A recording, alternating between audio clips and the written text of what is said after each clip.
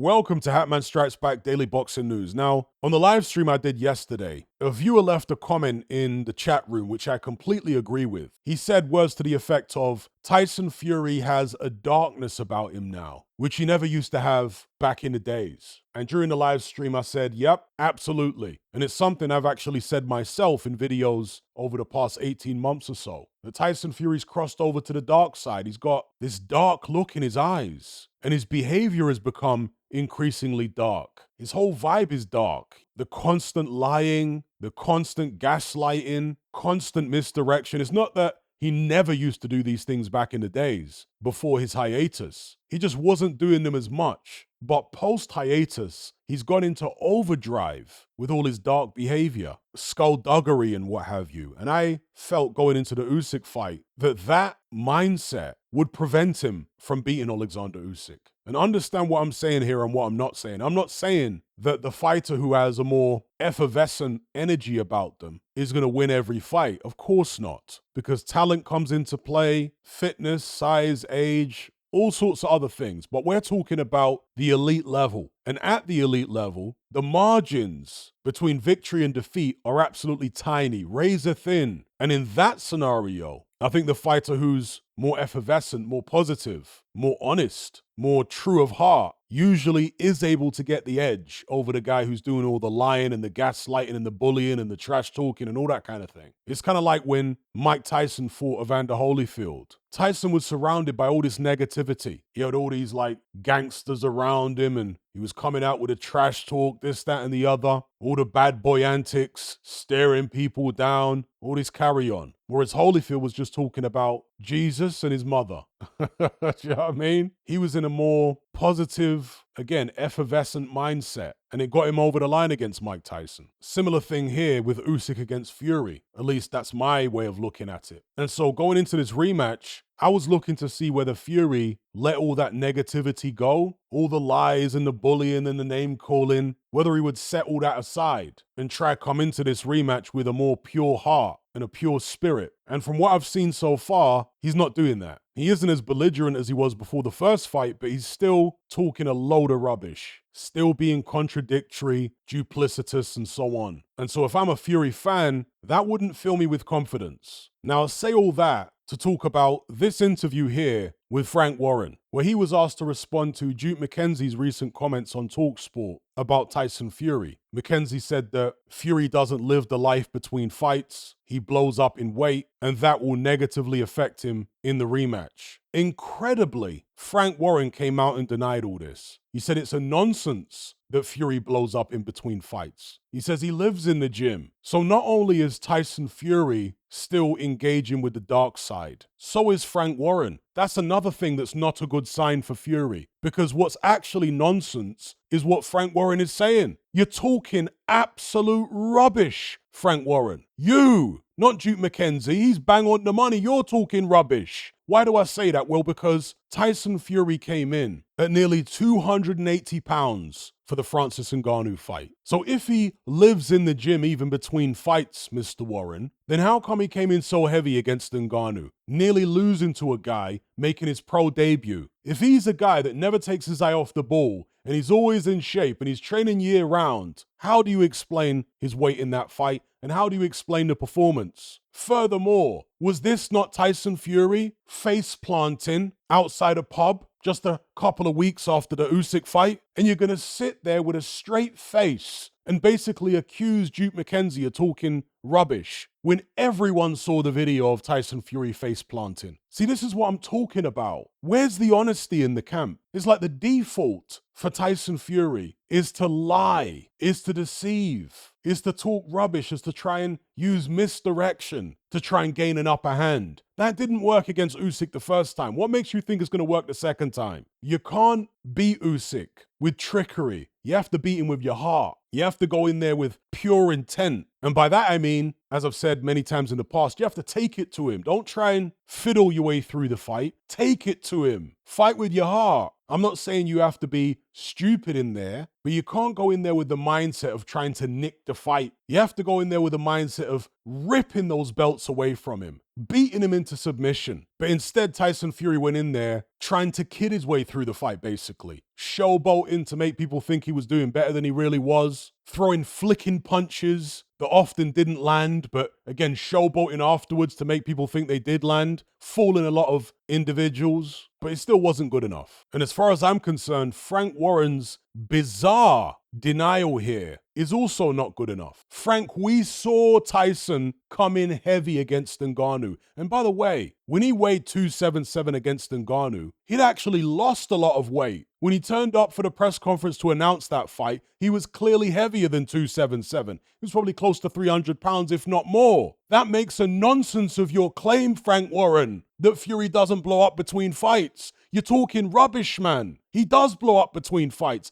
He's not a clean liver. If I'm wrong, then where the hell did that weight come from? Honestly, this guy is talking so much nonsense, it's unreal. Is he doing so out of fear? Is he trying to delude himself? Or is this some type of cynical strategy? I don't know. And you're never going to try to tell me that Fury's weight against Ngannou was strategic. Because again, if that was the case, why was he so heavy when they announced the fight? He came down to 277. He didn't go up to it. And just to put it in perspective, 277 was about 10 pounds heavier than he was in his previous fight. Duke McKenzie was bang on when he said that Tyson Fury's not a clean liver. Face planting outside a pub a couple weeks after his loss to Usyk. You never saw Usyk doing that. Yet we've seen Fury drunk on countless occasions. Frank Warren says that Fury only used to live badly, pile on weight and all that kind of stuff way back in the days. I think he said something like 6-7 years ago or whatever. Rubbish. We've seen Tyson Fury over the past 5 years, drunk on numerous occasions. What is wrong with this team? Why can none of them be honest about Tyson Fury? It's bizarre to me. I'm laboring the point now, but in my view, this is part of the reason that he lost the first fight. The mentality of the whole team was off. Your little skullduggerous tactics that worked against lesser opposition aren't going to cut it at the elite level against a guy like Usyk. And to be clear, I think Tyson Fury can win the rematch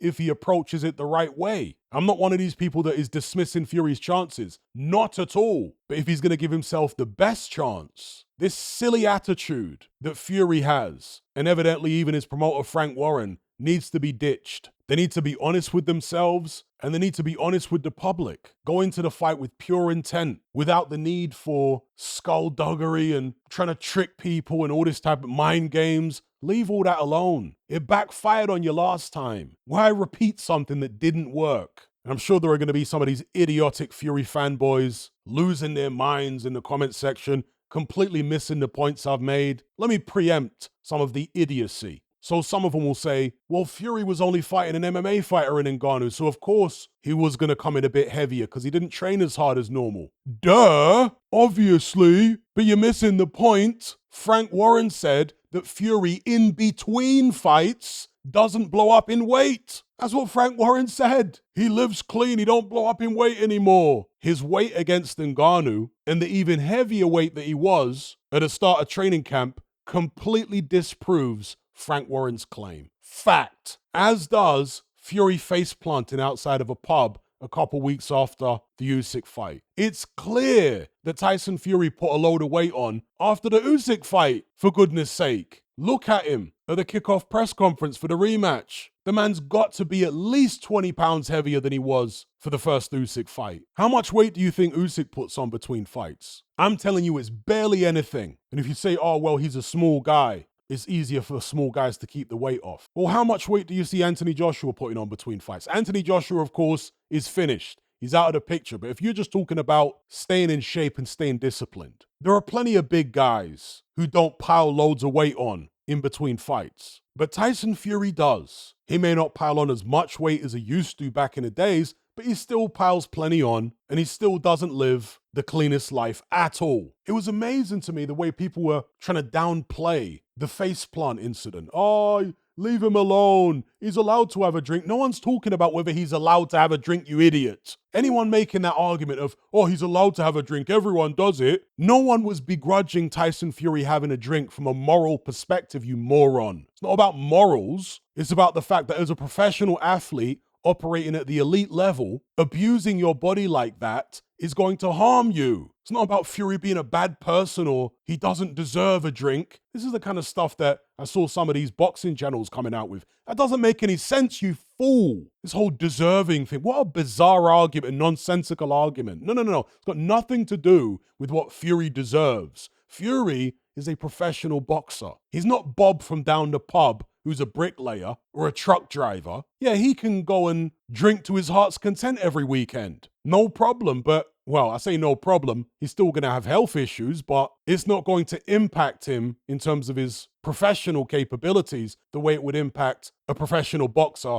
operating at elite level, where the margins between winning and losing are absolutely tiny. After a fighter's first defeat, you'd want to see them more disciplined than they were in the past. You want to see them up the ante. But instead, Tyson Fury's gone the other way, drinking himself into oblivion. Do you know how destructive alcohol is to your athletic performance? Educate yourselves and look it up. Do you know the detrimental effect that alcohol has on testosterone? See, there's this drinking culture, particularly in the British Isles, whereby a lot of the population basically can't survive psychologically without constantly drinking alcohol. It's the strangest thing. Alcohol is such an integral part of their weekly, sometimes even daily existence. They can't imagine living without it. And that's part of the reason that these people want to defend Tyson Fury for binge drinking. They've created this straw man of people attacking Tyson Fury on a moral basis for his drinking. No, he was never on a moral basis, you fool. It's purely about his athletic performance and how that will be affected by binge drinking. Let me tell you something, folks. It's not going to improve it.